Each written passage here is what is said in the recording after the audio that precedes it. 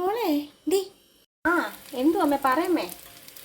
D ഞാനൊരു കാര്യം ചോദിക്കട്ടെ, എന്തു പാടി ഈ സ്റ്റാറ്റസോ?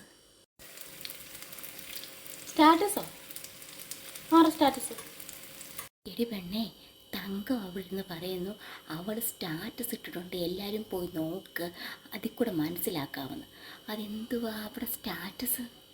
ഓ അതാണോ? ഇപ്പം എനിക്കിപ്പോൾ അമ്മയോടൊരു ദേഷ്യമുണ്ട്. അപ്പം ഞാനത് കാണിക്കാൻ വേണ്ടി സ്റ്റാറ്റസിൽ അങ്ങനത്തെ എന്തെങ്കിലും ഒരു കോട്ടോ അങ്ങനത്തെ എന്തെങ്കിലും ഒരു കാര്യം അമ്മ കാണാൻ വേണ്ടി ഇടും. അല്ല അത് വാട്സപ്പിൽ, ഇൻസ്റ്റയിൽ, FB-യിൽ ഒക്കെയാണ് നമ്മൾ സാധാരണ. അപ്പം ദേഷ്യം മാറണമെങ്കിൽ നമുക്ക് ദേഷ്യമുണ്ടെന്ന് അവരെ അറിയിക്കണം. അതിനുള്ള സംവിധാനമാണോ ഈ എന്തുവാ സ്റ്റാറ്റസ്? അത് നമ്മുടെ ദേഷ്യം അറിയിക്കാൻ വേണ്ടിയിട്ടുള്ള ആൾ കാണണം, ആൾ കാണാൻ വേണ്ടിയിരുന്നു. പിന്നെ ആൾ കണ്ടില്ലെന്നുണ്ടെങ്കിൽ അത് ഫെയിലായി. പിന്നെ എങ്ങനെയാലും നമ്മൾ കാണിക്കാൻ വേണ്ടിയിട്ട് നമ്മൾ പിന്നെ ഇടുവോ എന്തെങ്കിലുമൊക്കെ ചെയ്യും. ആൾ കണ്ടു കഴിയുമ്പോൾ നമ്മുടെ ദേഷ്യം കുറച്ചങ്ങ് മാറും, നമ്മൾ ഓക്കെ ആവും. അത് ദേഷ്യം മാത്രമല്ല കേട്ടോ, നമ്മുടെ സന്തോഷങ്ങളാണെങ്കിൽ ഇപ്പം എന്തെങ്കിലും എനിക്കിപ്പം എന്താ പറയുക, എന്തെങ്കിലും റിവാർഡ് കിട്ടി, മീൻസ് എന്തെങ്കിലും നല്ല സാധനം കിട്ടി, നല്ല ഡ്രസ്സൊക്കെ കിട്ടി, ഞാൻ അതൊക്കെ എടുത്ത് സ്റ്റാറ്റസ് ഇടും. കാരണം എനിക്ക് അസൂയുള്ളവരൊക്കെ കാണാൻ വേണ്ടിയിട്ടും എവിടെയെങ്കിലുമൊക്കെ പോകുന്നതൊക്കെ എടുത്ത് സ്റ്റാറ്റസ് ഇടും.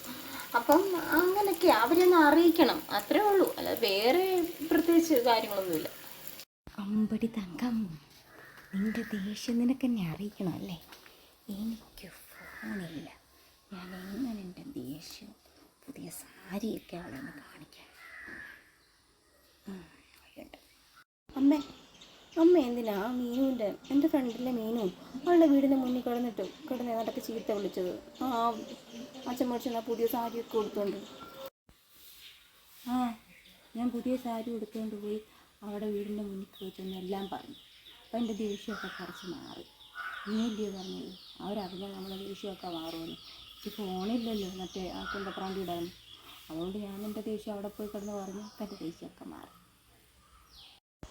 അമ്മയത് അങ്ങനല്ല അമ്മേ,